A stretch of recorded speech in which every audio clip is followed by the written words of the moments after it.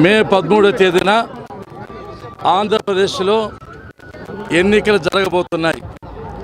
ఈ ఎన్నికలు సాదాసీదా ఎన్నికలు కాదు, ఆషామాషిగా తీసుకోవాల్సిన ఎన్నికలు కాదు. 5 కోట్ల మంది ప్రజల యొక్క తలరాతలు రాసే ఎన్నికలు.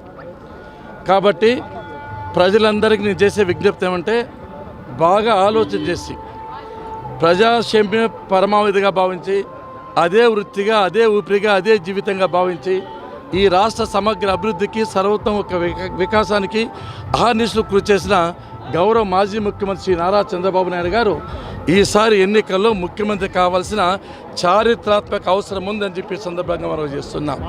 చూశారు, 5 సంవత్సరాల్లో అన్ని వర్గాల ప్రజలకి నరకం అంటే ఏమిటి ప్రత్యక్షంగా చూపించాడు. ఎస్సీలు కానీ, ఎస్టీలు కానీ, బీసీలు కానీ, మహిళలు కానీ, మైనార్టీలు కానీ, యువత కానీ, విద్యార్థులు కానీ, రైతులు కానీ, ఏ వర్గము కూడా ఆనందంగా లేరు. అందరూ కూడా ఒకటే ఆలోచనలో ఉన్నారు.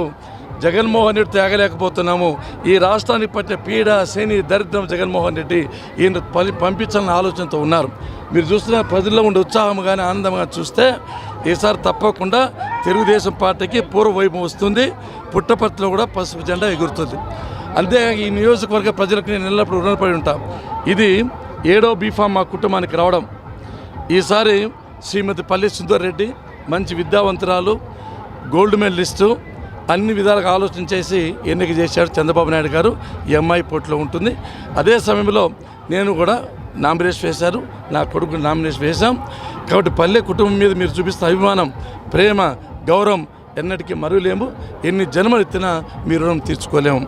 ఒకటే చెప్తున్నా, పుట్టపర్తి పవిత్రమైన నగరం. శ్రీ శ్రీ భగవాన్ సత్యసాయిబాబా గారు తడయాడిన అత్యంత పవిత్రమైన స్థలము.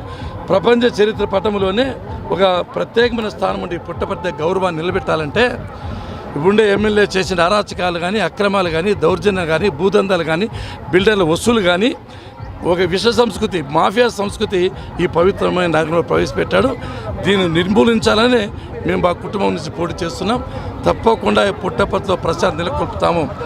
బిల్డర్లకు కానీ, ప్రజలకు కానీ, రైతులకు కానీ తప్పకుండా న్యాయం చేస్తాం. 193 చెరువులు నింపడమే కాకుండా మిగిలిపోయిన పనులు అభివృద్ధి చేసి, అభివృద్ధికి చిరునామా పల్లె రఘునాథ్ అని చెప్పి ఇంతకుముందు కూడా గమనించారు. అందరూ ప్రజలందరికీ తెలుసు.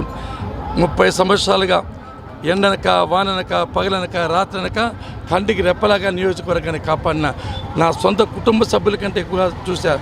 ఎవరు చనిపోయినా, యాక్సిడెంట్ అయినా, ఇల్లు కాలిపోయినా, హాస్పిటల్లో ఉన్న 108 కంటే ముందుగా వచ్చి వాళ్ళ కష్టాలు ఆదుకున్నా. కాబట్టి ప్రజలందరికీ వేదిక ద్వారా కుదరటి ఈ ఎన్నికల్లో మంచి మెజారిటీతో మా కుటుంబం నుంచి నిలబడే పల్లి సుందరని గెలిపించాలని మనస్ఫూర్తిగా కోరుకుంటున్నాను.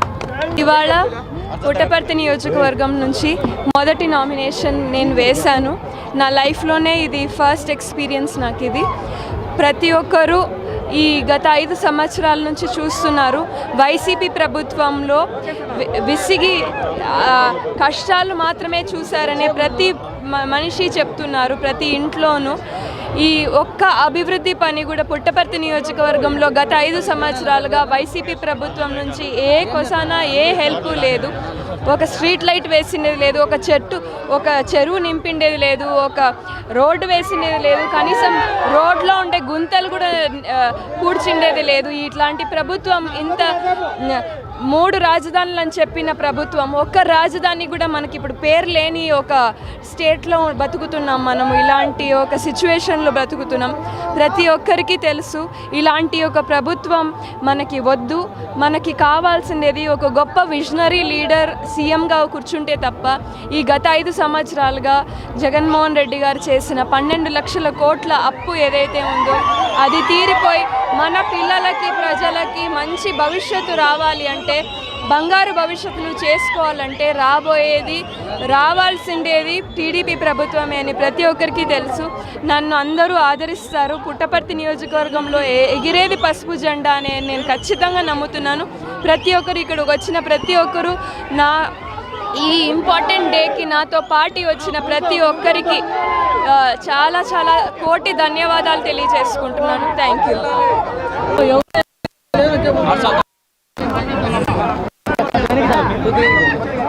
అందరికీ నమస్కారం. 2024లో ఎన్నికలు ధర్మానికి అధర్మానికి జరుగుతున్నటువంటి ఒక ఎలక్షన్స్ ఇవి. అదేవిధంగా ఆంధ్రప్రదేశ్ 24 ఎన్నికలు